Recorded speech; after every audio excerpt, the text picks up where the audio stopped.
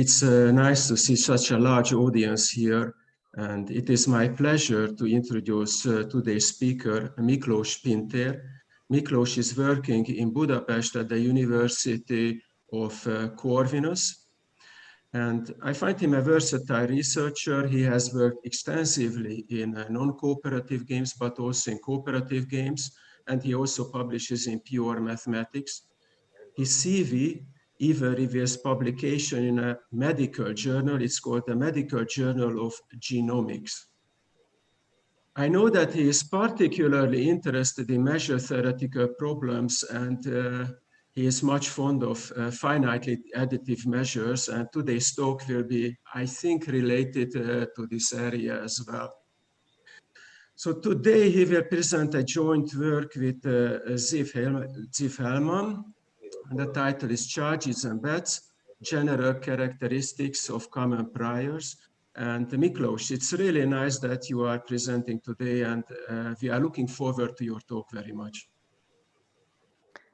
Thank you very much, János, for the nice words. And definitely I have a publication in a medical journal, but it is something unusual from me. So don't take that paper too much seriously from the game theory viewpoint. So yes, the title of this talk is Charges and Bets, General Characterization of Common Priors, and this is a joint work with Ziv Hellman from the Bar-Ilan University.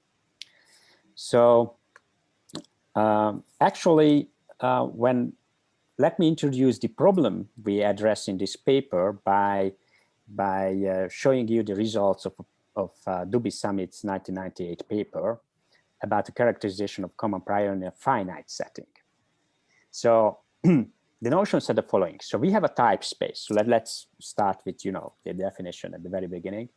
So we have a type space, a finite type space. Again, we are in the finite setting. So the type space is a tuple consisting of a finite set of players, a finite set of states of the word, and each player has a partition. This partition is somehow the epistemic structure of the player. And these partitions are defined on omega. And each player has a type function, a so-called type function, which maps the state of the word to the beliefs of the player. So for example, at a given state, it says that at a given state what is the player believes over the possible states. So in this finite setting is very easy because then we have just this simplex delta omega, which is delta for the probability distributions over omega. And this is of course a compact subset of R omega. And we assume two additional property, we add two properties to this definition for defining properly a type function. The first one is that it says that if omega, for each omega, when we consider the event, which is a special one, this is a part of the partition of the given player, such that it contains exactly the state we consider. So the probability at the state of this event by player I is 1. So player I at an omega believes with probability 1 that this part of the partition happens. Okay, some says that, okay, the player somehow knows the parts of this partition. So she can say that in any event out of this part happens only with probability 1. And the second property says that the TS is constant over each element, each part of a capital P pi I, meaning that if the player has at two states has different beliefs, so has a different value at two different omegas, then the given player can distinguish them. I mean the states. Okay, so somehow the player knows what her beliefs are. Okay, so something like that. Or it's in general, it's just measurability. So this is the type space we consider. And just an example, we will take this example for some slides. So for example, in this finite type space, we have two players. And the state space consists of 4 states, omega 1, omega 2, and omega 3, and omega 4. And the partition of player 1 is just consists of 2 sets. Omega 1, omega 2 is one part, and omega 3, omega 4 the other one, meaning that player 1 cannot distinguish omega 1 from omega 2, and cannot distinguish from omega 3 from omega 4. But of course, at omega 1, player 1 knows that she is not at omega 3 or omega 4, but she doesn't know that she is not at omega 2. Okay, and similarly for player 2, it also has a partition consisting of 2 parts. You can see omega 1, omega 3 is one part, and omega 2 and omega 4 other part. And the 2 type functions, so the first, the type function of player 1, since it must be constant on this part, so this equality must hold, and this is just a uniform distribution on the possible states of over the possible states omega 1 and omega 2. So half, half, and of course, because this is out of this part, 0. And from very similarly for the omega 3, omega 4 case, 0, 0, and the uniform distribution. Nothing special. And then let's consider what is the type function of player 2. Here has a uniform again, so you know this player cannot distinguish omega 1 from omega 3, so there is a uniform distribution on it, and she cannot distinguish from omega 2 from omega 4, but here she believes with probability 1 that omega 2 happens. Okay, so this is the only not uniform in this very simple example. So this is a type space, a very simple type space. What are the priors? So we define priors. We take a type space, then the probability distributions over omega, a special probability distribution of omega pi is a prior for player I if for each part from capital pi I, such that its probability is positive, it holds that practically the belief of player I at omega is just a conditional probability over the part, if omega is in this part. So what we say here that the priors are just such distributions over omega that the conditional probability is exactly the type function. And let's denote the priors of player I, this calligraphy pi. So notice the following. If we, in this setting, if we take a player and we check its belief at each state, so I mean that we check collect all the range of the type function, and we take the convex hull of this type, of these values, these probability distributions, then we get exactly the set of priors. So here the set of priors is nothing else, just a polytope. The extreme points is exactly the types of the players, of the given player. And the probability distribution is a common prior if it is a prior for each player. Okay. So symbolically, we can say that this is the so-called epistemologically. We can divide the type spaces into 2 categories from an epistemical point of view, and we can say that okay, there are type spaces which achieves common prior. These are so-called consistent type spaces, and there are type spaces which does not achieve common prior. These are the inconsistent type spaces. This is the epistemical classification of type spaces. This is one leg of the analysis. For example, if we consider the example we considered before, so let's consider the example before, we see that that if P is a candidate to be a common prior, then because player 1 assigns the very same probability to omega 1 and omega 2, it must hold that P omega 1 must be the very same as P omega 2. And because player 2 assigns the very same probability to omega 1 and omega 3, P omega 1 must be the very same as P omega 3. And because player 1 assigns the very same probability to omega 3 and omega 4. P omega 3 must be the very same as P omega 4. So we get that all is a uniform, P must be the uniform distribution over omega, but it contradicts the last equation that which says that the second player, player 2, assigns probability 1 to omega 2 and probability 0 to omega 4.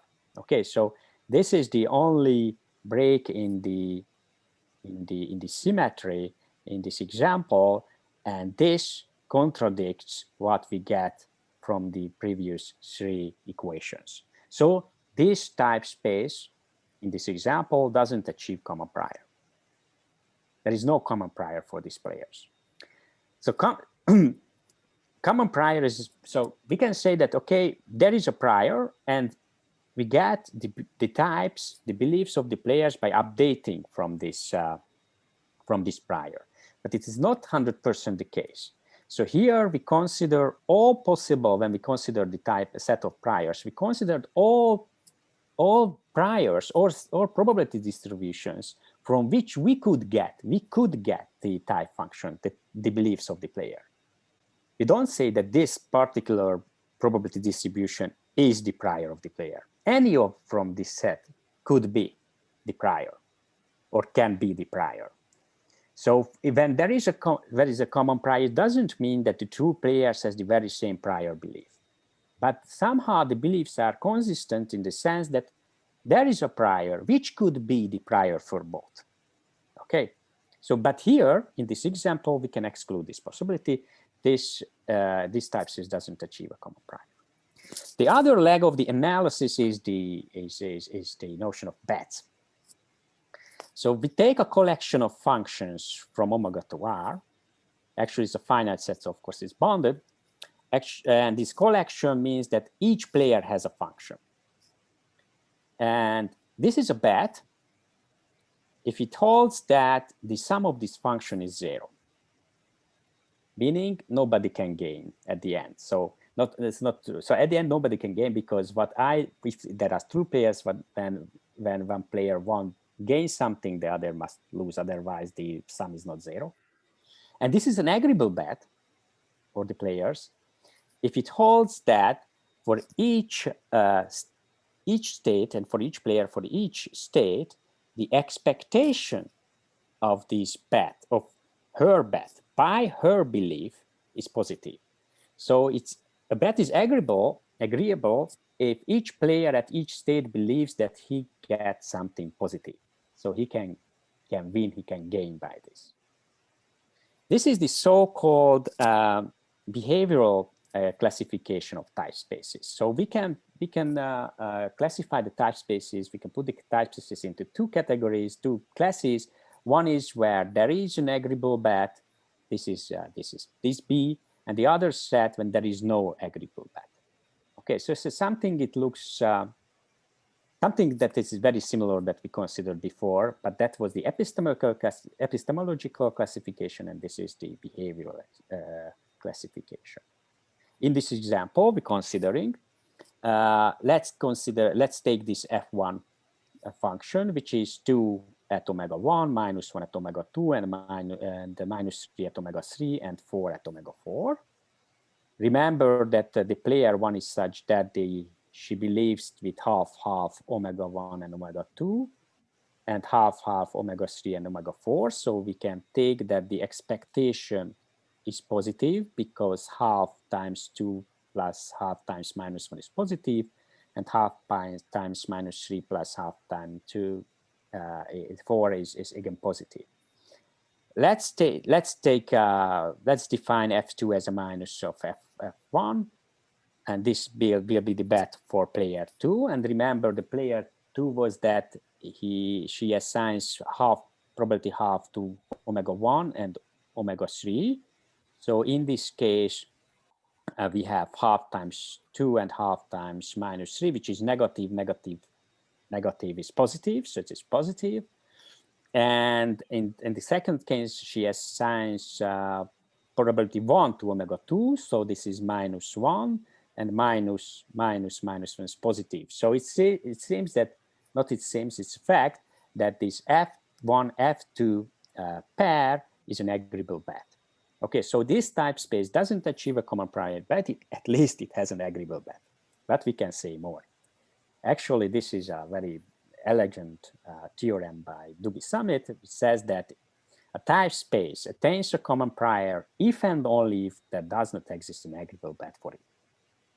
So this is a perfect characterization of type spaces of common priors, for the finite, in the finite setting. What is the idea of the proof? The idea of proof is very simple.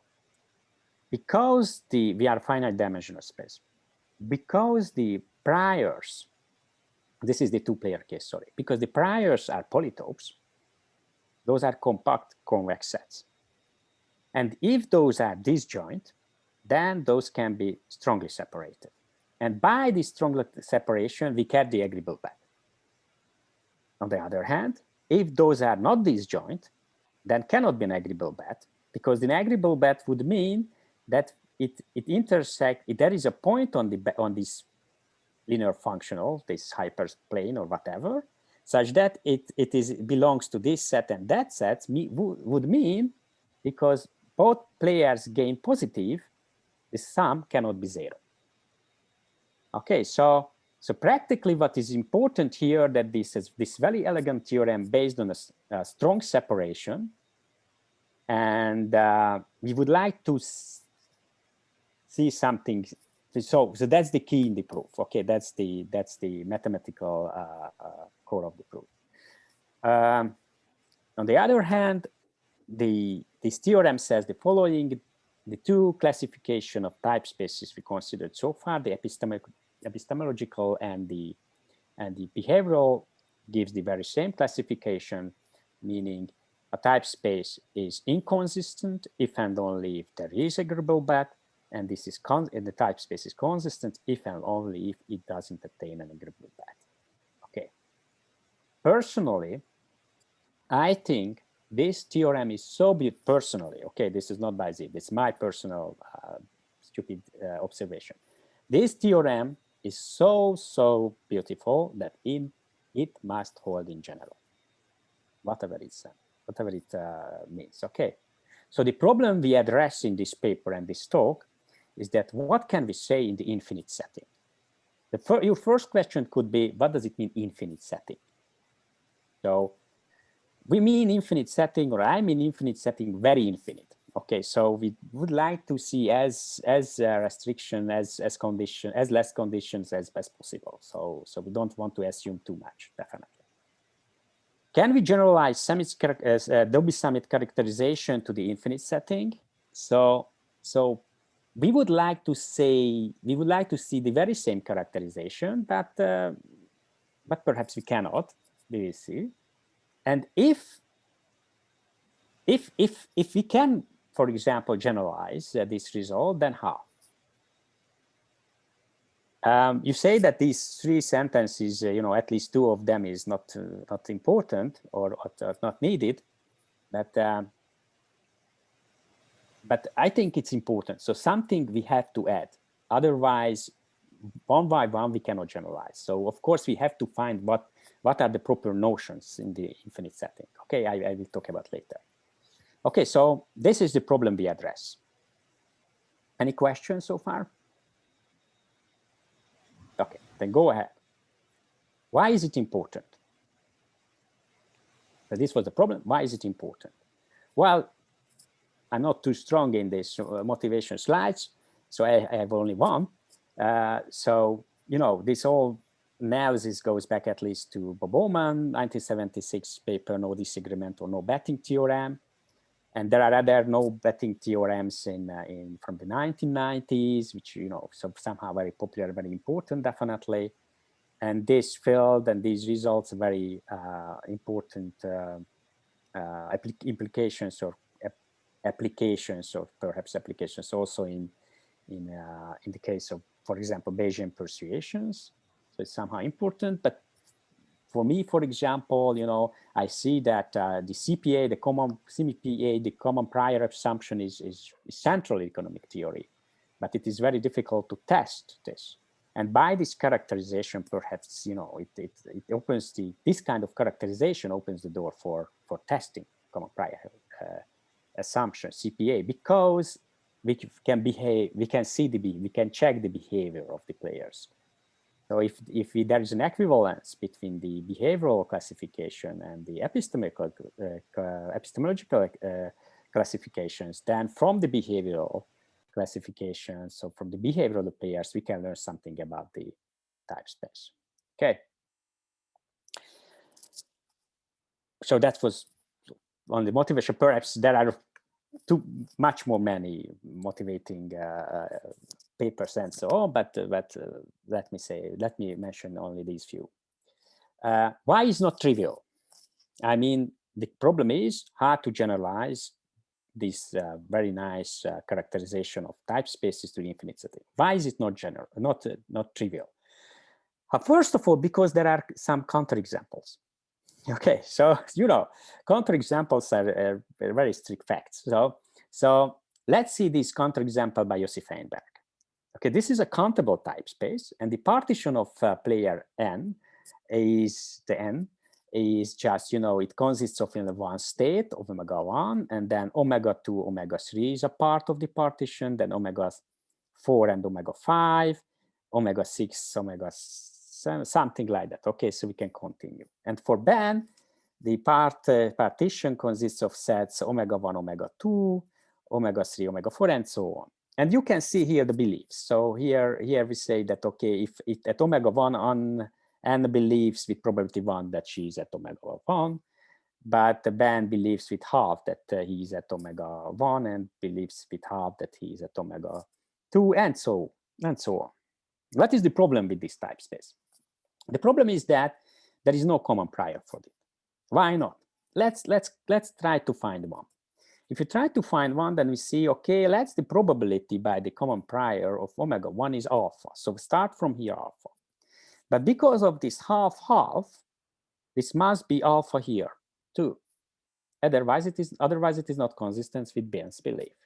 But it is half here, then this is 2/3, 1/3, so we have to alpha over 2 here. But we have alpha over 2 here, then we have by n, then we have by Ben, we have alpha 2 here too. Then alpha 2, alpha 2, alpha over 2, sorry, then alpha over 2, alpha over 4, and so on. And when we take the sum of this is divergent. The sum is infinite. So when we try to find a consistent probability distribution over the natural numbers, actually, then it turns out that there is no such a probability distribution.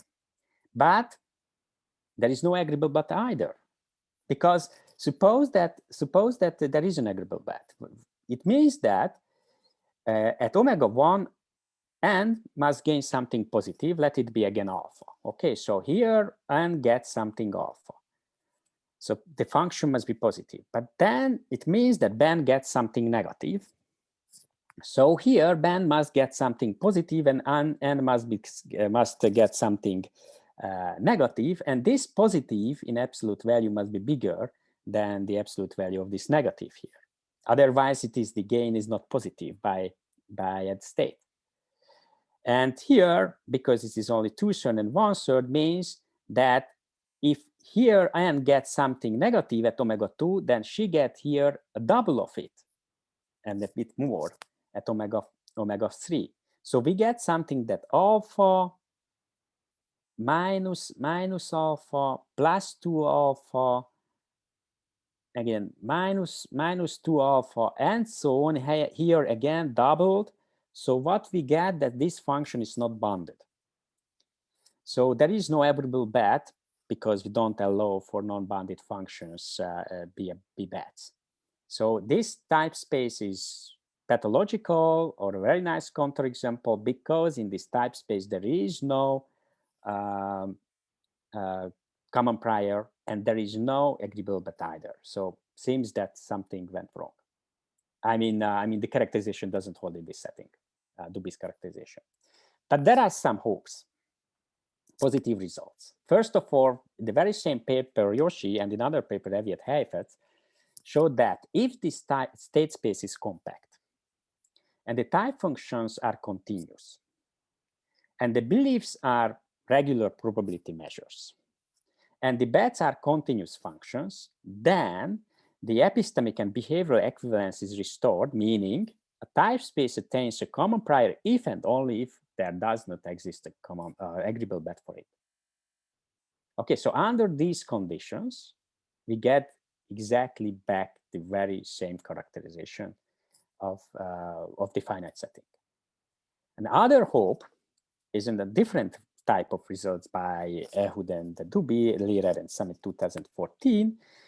They have a three-level epistemic classification: weakly belief consistent, strongly belief consistent, equivalent to three behavioral properties. So here there is not too many assumptions on the state space, only just that the omega must be countable. And it means that they don't get back the full characterization of the finite setting, but they get something similar characterizations. So here, under very specific condition, the authors can get back the very same characterization. In this paper, Ehud and Dubé, in a less demanding, somehow perhaps we can say less demanding conditions, countable type space, they get back not exactly the very same characterization, but something similar. Not one characterization, but three characterization exactly. Okay, if I have time, I can go. I would like to say something more about this result. Okay, so the question is actually, and I think this is the main problem here, and which shows that the non-triviality of the problem is that we have to answer the following questions. What should be the state space? What should be the beliefs? Okay, so the state space can be topological space, measurable space, mathematical questions, definitely. So we look for the good mathematical notions. We would like to see back, we'll let's see again the characterization of the finite static. That's the finite setting. What should be the beliefs? The probability measures, or regular probability measures, or probability charges. What should be the type functions? Continuous functions, measurable functions, or just integrable functions. So what should be the priors? So prior first or posterior first approach. In the finite setting, those are the same, but in the infinite setting, we have to make the choice between. And what should be the bets? Again, so bounded continuous functions, so bounded measurable functions, some integrable functions.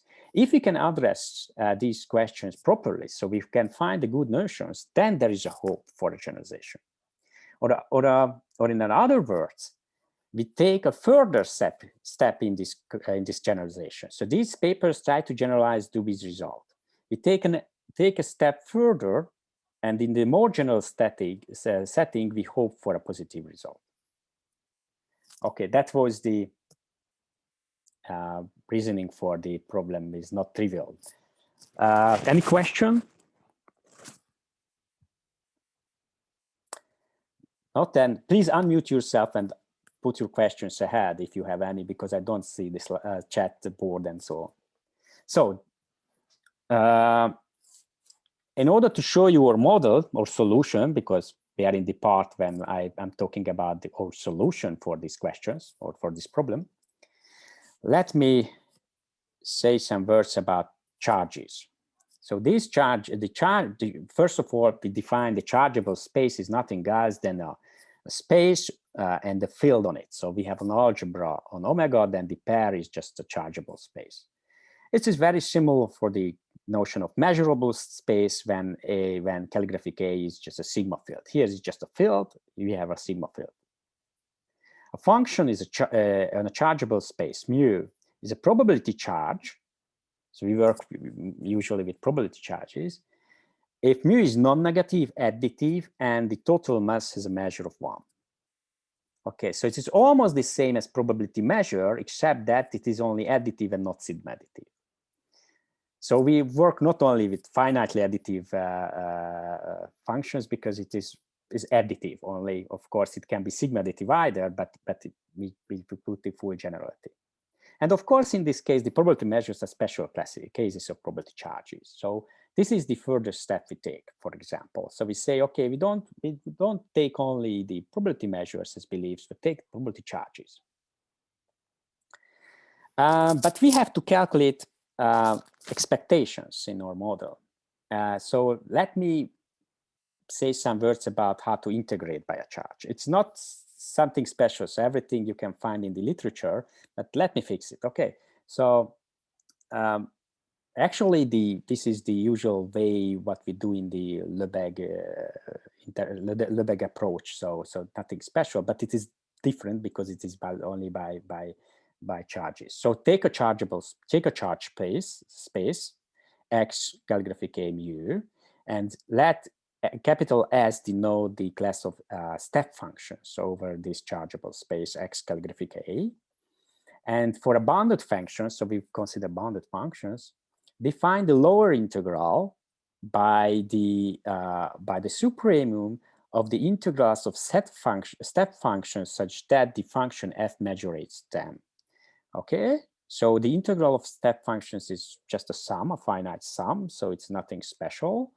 And here we take the supremum of these sums such that the step function majorated by f. And the upper integral is very similar, but in this case we take the infimum of the value of the integrals of step functions which majorates f. And a function f is mu integrable if its lower and the upper integral are the same. So this is the notion of integral we have in mind. And we say just that f and a function is f is calligraphic A integrable. It's a very strange notion. If it is integrable any probability charge over X calligraphic A. So we are interested in functions such that we can calculate the expectation of this function by any probability charge. We call these kind of functions A integrable. Actually, the class of this function exactly is the uniform closure of the step functions over X calligraphic A. So if you take all the step functions over this space and take the supremum norm of it, this is Ban X space, and take the closure of it, of the step function is, then you get back the class of functions which are integrable by any probability, any bounded charge actually. Okay, and two facts, let me remind you two facts which are very important facts. The dual of this class of functions exactly the boundedly additive set functions. So when we say that, okay, we would like to see the dual of this space, then we get exactly the space of bounded charges. And if we take the probability charges, PBA for probability charges over X calligraphic A, then it turns out that this is the Alaoglu's compactness theorem, this set is weak star compact. The beautiful properties. Don't forget, we would like to separate sets. So we would be very happy if we can separate actually compact sets, because we can strongly separate them. So it's very important actually that we have compactness. Okay, so this is a very attractive property of this class of set functions. So let me introduce our model. In our model, we have just a chargeable space. Omega is the state space, and calligraphic M is for the general epistemic field. So this is a field, and this consists of of the events which can be considered in the model. Which is new that it is not a sigma field, this is only a field. We have players, arbitrarily many. It is not the point that finite or whatever, arbitrarily many. And each player has a private epistemic field. This is something similar, which we have as a partition in the finite model. So this calligraphic MI is not a partition, it's just a field, but it is in the very same as the partition in the finite model. And of course, that means that omega m calligraphic mi is also a chargeable space. So this is something, but the starting point. And then in this side, I define the type function we have. First, what is the type function? Type space. So first the type function. A type function is a mapping from omega times calligraphic m to 0, 1, such that if at each omega, this function is a probability charge on m, and for each e, at each e, from when each e is from the field m, this is an mi integrable function. Okay, stop for a moment. So it's nothing special. In the infinite settings, in Aviat's paper or Yossi's paper, these are so-called kernels. So these are our Markov kernels here. So usually we work with Markov kernels. But in the Markov, and this is almost a Markov kernel, but it is not a Markov kernel because we don't have measurability or continuity here. We have just this integrability. Meaning what we need is for each e, when we would like to calculate the expected value of this function, e is fixed by any charge, this expectation must exist. That's the only recommendation. So it's very general. It's not the typical kernel stuff. Okay, but if you remember what was the intuition behind the properties of type function, meaning that if the player has two different beliefs at two different states, then the player must be able to distinguish from one state from the other. Then, of course, this holds in this setting too. So at the very end, this definition, not the very end, at the very beginning also, this definition, point 2, which is new, meets the intuition behind the notion of type function. Then we can define the notion of type space. So the tuple, you know, omega m, chargeable space omega m, and so on, is called a type space. If it holds that for these are type functions for each player, if we take an event from the private epistemic model, epistemic field of player I, then for each omega from E, it must hold that Ti omega E is 1. It's the very same, you know, when we considered in the point 1 in the type space, finite type space, that each player knows his part in the partition. It's practically the very same. At least the intuition is very same. In the finite setting, it's the very same.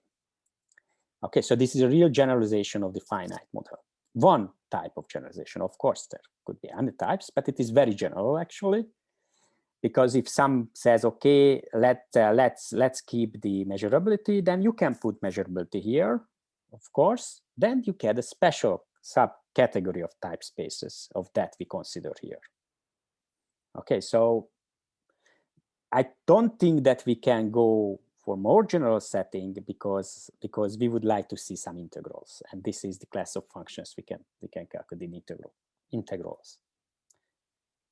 Then let's consider the priors first. Here you can see the definition. So prior for a player I for a given type space T is just a probability charge such that for each event from M and B from MI, it holds that BIA intersects P is exactly the expectation of DI dot A over B by DPI. So this is the usual definition of conditional probability. This is so-called the martingale definition of prior. Okay, so we use this one. This is the so-called posterior first approach. So we don't say that we have a prior and from that prior we update. We don't say that because there is no Radon-Nikodym theorem for charges. So even it's very difficult to find the conditional probability, but we take the conditional probabilities are given, I mean Ti, the type functions, and we say that if the probability charge is compatible with it, meaning that it is a prior for that. Okay, so this is a posterior first approach. Actually, in the finite setting, the prior first and the posterior first approaches are the very same, equivalent. In the infinite setting, the last one, the second one, which is considered here, this is stricter. So it means that there are less probability charges than by the other one. And what is the common priors? Common prior, which is the very same for each player. If there is a prior, which is prior for each player. Sorry, so there is a probability charge which is prior for each player. This is very same as the finite setting. One observation I mentioned you in the finite setting, it holds that the set of priors of a player is nothing else than the convex hull of her types. It's somehow the very same holds in this setting too. For any type space and any player, the set of priors of the given player is nothing else than the first take the convex hull of her types, this, and then take the weak star closure. Okay, so we must work with the weak star. Let me remind you what is the dual pair we have here. So we have the integrable functions and we have the charges, bounded charges. These are the dual pair. So when we say that weak star, meaning that you take the charges, bounded charges, and take the topology, the weakest topology such that these integrable functions are continuous form. Okay, so this holds, meaning because the probability charges are compact, weak star compact, meaning that the set of priors are compact, weak star compact in our model. Meaning, when we say that there is a common prior, then of course we take the intersection of infinite many sets. But if there is no common prior, then because of the finite intersection property, it can happen if and only if there are finite many players for which the intersection of their priors are also empty. Okay, so when we're talking about the existence of common prior, then it exists if and only if for any finite set of players, the intersection of the prior sets of those players are not empty, because of the compactness, other things cannot happen. Okay, so it means you could say that, okay, come on, these guys have arbitrarily many players, but it is not the point in this model, because of this compactness. And the end, we get back to the finite player case. Okay, so this is not a problem. Infinite many players not a problem here. Okay, that's the message. What we have to do, okay, we have of course further generalizations. Sorry. Yeah. A very technical question with the previous slide. Is calligraphic M? Yeah. What is the relationship with the calligraphic MI? You can see, yeah, this is the relation. So calligraphic MI is a subset of calligraphic M. Okay, yeah. That's all, nothing else. Okay. So these are primitives in this model. Okay, so we don't say anything that we get it from this and that. No, these are primitives. Okay, that this relation must hold. The intuition is that the calligraphic M is, all the class of events you can mention in the model, whatever it means. And calligraphic MI means, those events that somehow the player I sure about. Okay, so something like that. But it is not math; it is only intention. But it is very important. So that's the point. So the generalization what we do is the following. Yeah, sorry. I don't know whether you want to go into that, but can you say what are you losing compared to the prior first approach? What is the first approach? Prior first, you said that. Well, we have a counterexample. It is not in the paper, where there is a prior which is prior by the prior first, and not a prior by this martingale property. Ilan, if you send me an email, I send you the example of that example. Is not in the paper. So we lose some. Personally, I never talked about other approach from this, because I think this is the one we use in mathematics usually for conditional probability. So I didn't have any problem with this, but not surprisingly, somehow in the epistemic literature, in many papers, the prior first used, but I think in the prior first would be very difficult to use here, because again, I mentioned that because we have charges, when you say that you have a probability charge and you would like to calculate the conditional probability, it's very difficult to get. This is the Radon-Nikodym theorem. There is no Radon-Nikodym theorem for charges. So there is no uniqueness actually. So it cannot work work out well if we use the prior first. So for me, it's for me that's personal. For me, it's it means that this posterior first approach is the appropriate one. Okay, so because I'm not sure. What do you mean by prior first? You simply assume a prior for each player, and that's it, and you derive the posteriors? Well, yes. So what is the primitive? So I think. But then you cannot ask the question whether there is a common prior. Maybe the priors you start with are not common, but still there is a common prior.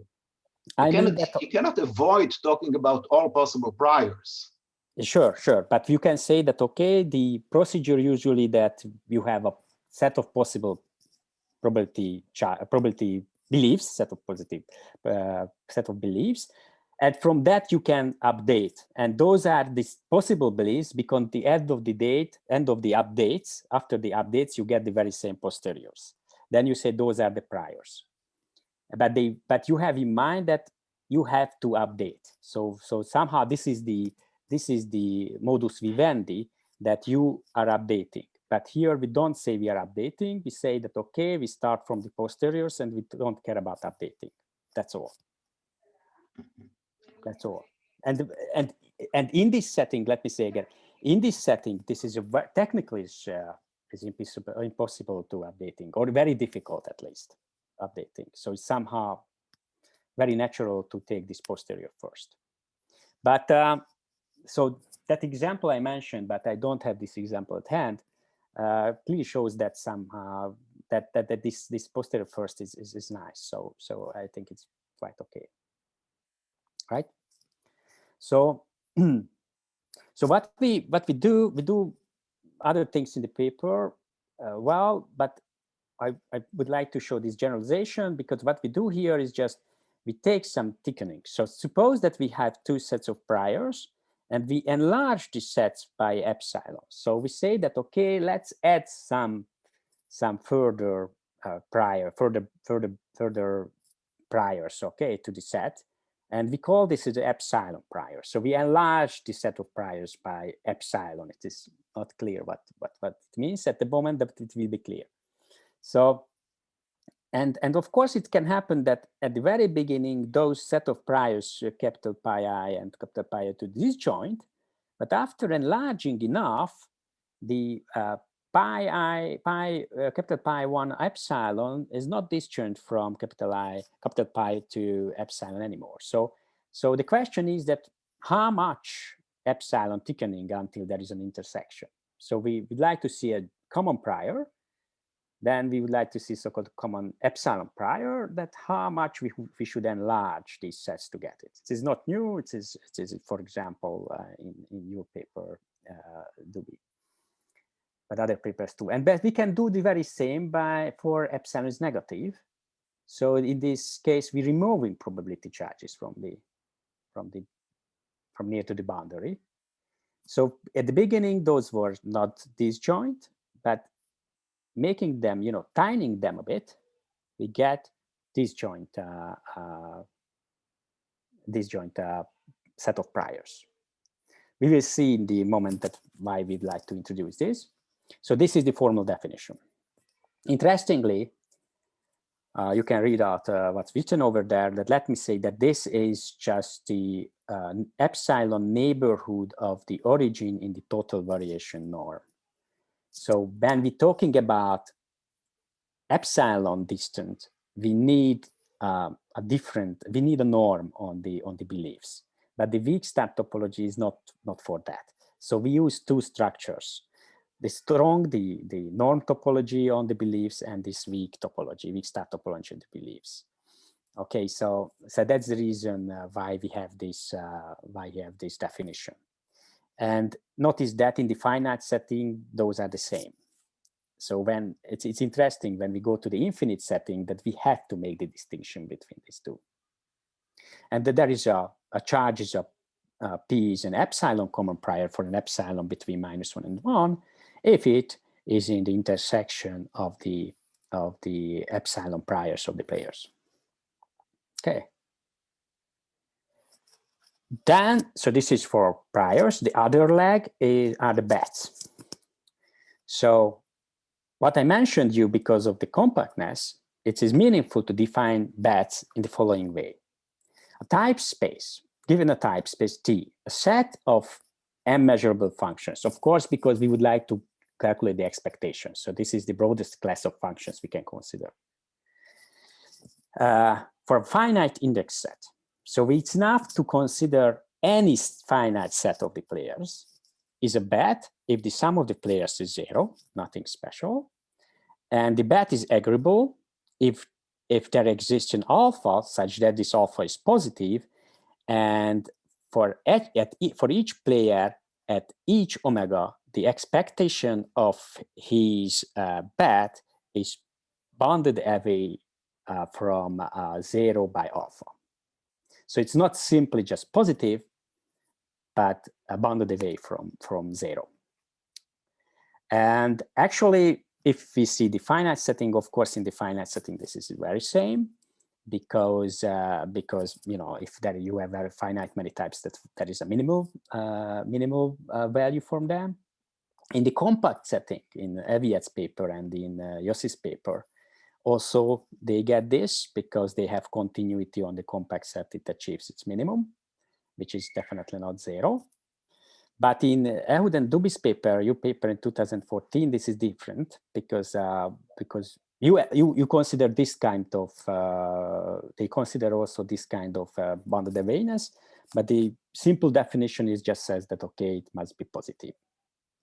But I think that I can say that we think that this is nothing special. This is the usual definition of bets. What is surprising somehow at first, at least, that it's enough to consider only finite many players. But again, it is because of compactness. So I think it's nice that it's enough to consider finite many players. And the general definition of agreeable bets. So a bet is epsilon agreeable if for any epsilon between -1 and 1, it is bounded away for each player at each state. His expectation is bounded away from epsilon times the supremum norm of his bet. Okay, so if epsilon is 0, just we have 0 here. If epsilon is positive, then we say that okay, it's not enough to get gain positive, but the player would like to see some gain which is bigger than a certain positive value. And if epsilon is negative, then we say okay, then players can tolerate some loss. Okay, and this is not new because it is for example, in Ziff's paper, this positive epsilon, but the negative epsilon, something similar appears in the paper by Duby and Ehud in 2014. So it is not something similar also we can find there. And this is our main result. So our main result says that given a type space and given an epsilon between -1 and 1, then only one of the following two cases is possible. T admits an epsilon common prior, or there exists an epsilon agreeable bet. So if you say epsilon is just 0, then we get back the finite character, the nice characterization by Dubé in the finite setting that a type space admits a common prior if and only if it doesn't have a common agreeable bet. So that's written over there, extending by some epsilon. So this is our main result. So any question on the main result? Not. Then I'm aware of I have only 3 minutes. So let me show you that this is the theorem behind. I plan to explain you the proof of the theorem, but I see that it's not too much time for it. But so the theorem behind the math behind this theorem is the following. So let key 1, key n be non-empty compact convex sets in a locally convex topological space X such that the origin is not in any of them, finite many, then taking the cone hull of them and the intersection of the cone hulls of them contains only the origin, if and only if there exists continuous linear functionals f1, fn, so the very same number as we have here, over x, and then alpha, which is positive, such that this fmx is at least alpha for each m, and for each x from key m, and in addition, the sum of them is 0. So that's the main theorem. And I put it here because the idea of the proof is the very same as I showed you in the very beginning, what we can find in Dubé's 1998 paper. So we have these sets and we construct, sorry, we construct the appropriate, actually it is written here, we can construct the appropriate structures, the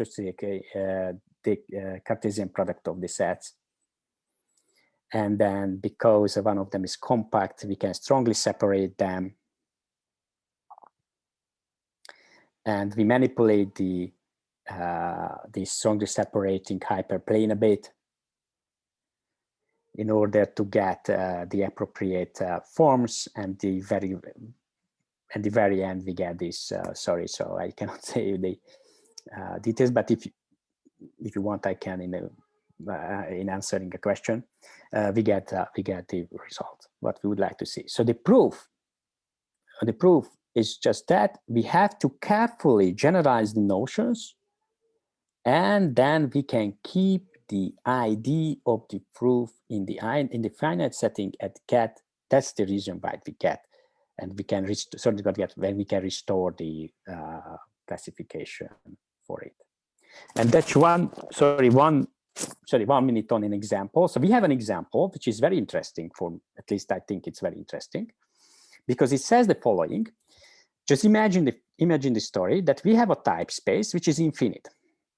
It consists of an infinite many copy of finite type spaces like this. And for each finite type space, there is an agreeable bet. So if we take only finite copy, or actually countable many copy of this, then there is an agreeable bet for it. But for the whole copy, in the whole type space, there is no agreeable bet.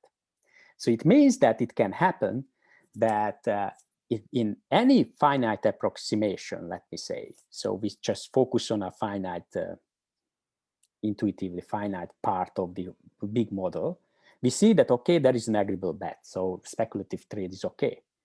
But in the overall, in the infinite setting, it is not possible, there is no agreeable bet. So there's some kind of discontinuity can happen. This is an interesting example, at least I think. Okay, thank you for your attention. Thank you, Miklos, very much for the talk. So there's really time for questions. Eli, you have a question? Or just raise your hand.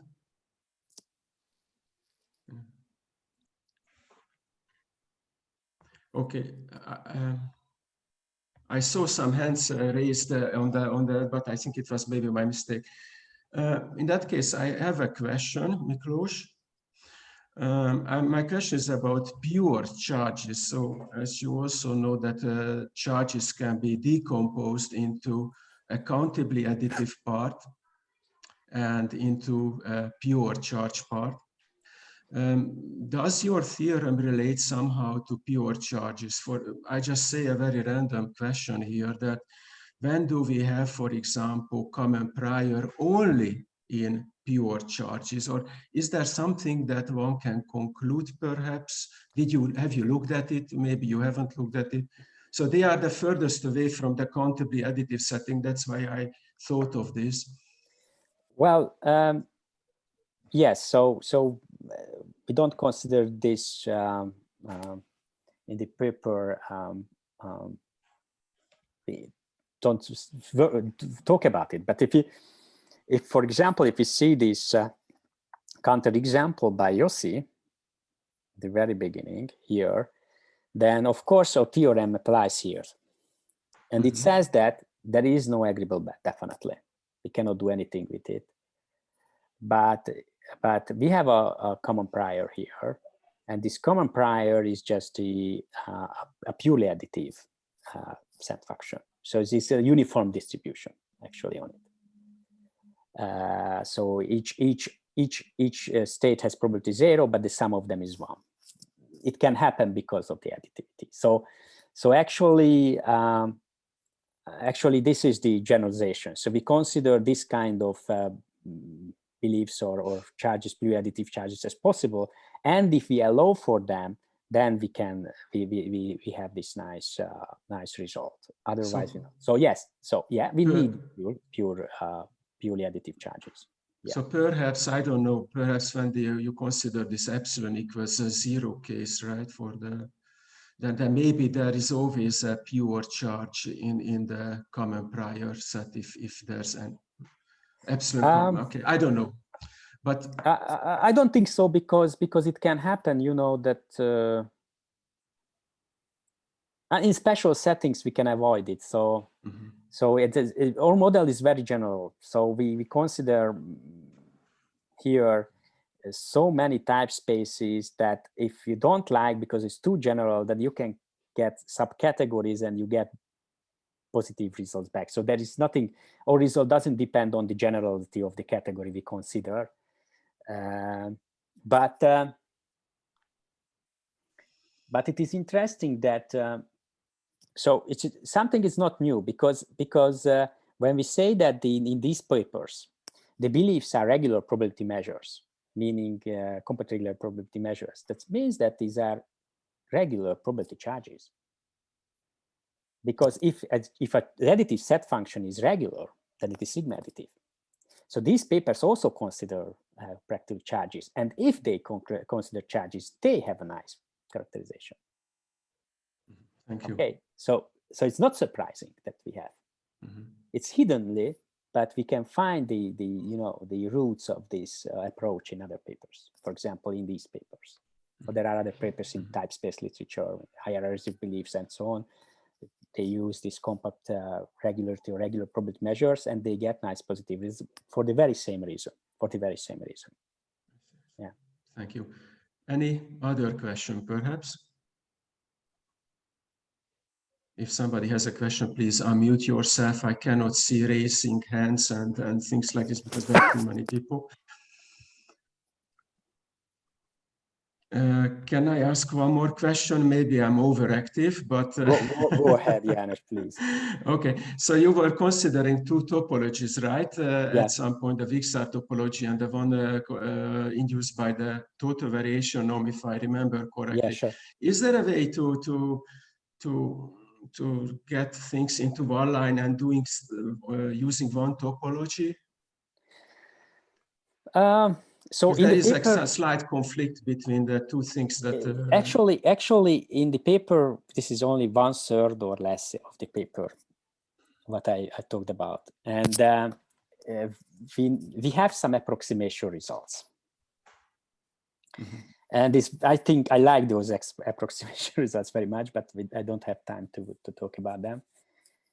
And I think the beauty of these results, if there is any, is that these is two things. So those are not the same. So when we would like to speak about epsilon approximation, then the weak start topology is not good.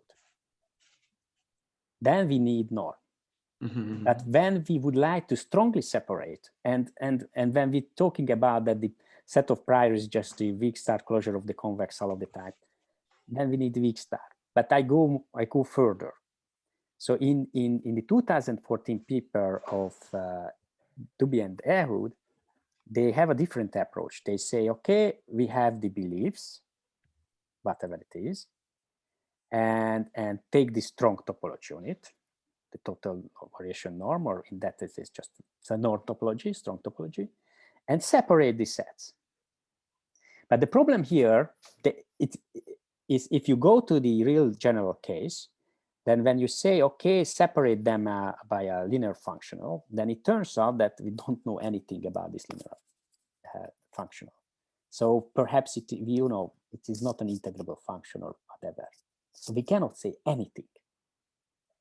So too many this kind of, there can be, we cannot control the set of functions. We would like to control these set of functions because those are the bets. Okay, so the strong topology is not good for the separation result, but the weak topology is not good for approximation in this sense, epsilon common prior, epsilon agreeable bet. And I think this is very okay, because those are really, really different things. So first I didn't like it, but at these days or these months, I get used to it, and I think it is very okay that this is the case. The other would be suspiciously simple. That is my personal remark on it. Last sentence. Good. Thanks a lot. So once again, anybody who would like to raise a question?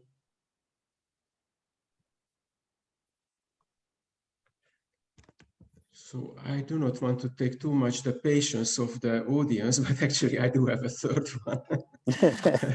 I'm sorry, but I also like probability charges, and I don't know, I'm just starting to think. What happens with the charges that, what happens with when it lives on a countable set, for example, the charge? Is there anything special that you can say? So the support, I mean, of the charges. I don't know. So I like charges for two reasons. I like, Cindy, this is my personal. Okay, perhaps Ziv, I don't know if Ziv is here or not, but so it's personal. If Ziv, if you would like to join, if you join that, I'm happy. But so personally, I like two types of set functions: the charges and the finite support set functions. And because there is no problem with extension, because in the infinite setting, it also can happen that you would like to extend the set function, the beliefs for new sets or something, and it can be problematic, you know it very much. But there is no problem with the charges because of the Hahn-Banach, and there is no problem with the finite support sub because the finite support set or because of the finite support. So I don't see any specialty of the infinite setting for charges. That's what I see. Of course, if we have some special, for example, what in Dubé's and Ehud paper, they have countable type space, countable state space, so they have the natural numbers, and the beliefs are the small L1 functions, so those are the countably additive set functions of if, and L infinity are the bets, the bounded functions. And of course, in this case, the dual of L infinity is the charges. But it is true that the dual of L1 is the L infinity. Okay, so it's a very special. That's the reason why they have these nice, those nice results. So it's usually when we take this function and duals of the charges, that's very nice, and what we get. But we would like to see, for example, if we take the norm on the norm topology on the charges, and we would like to see what is the dual of that. So what are the possible bets we cannot say anything. So it's again a reason for weak stars. So I don't. So in special cases, we know some special things. So for example, the dual of L infinity is the bounded additive set function on the natural numbers, and the dual of the bounded naturals is the L infinity. But in general, it's not hold. It doesn't hold. Okay, thank you, Miklos. Anybody who would like to ask one more question? Well, in that case, I think, Miklos, we would like to thank you for your interesting talk. Thank you very much for your attention.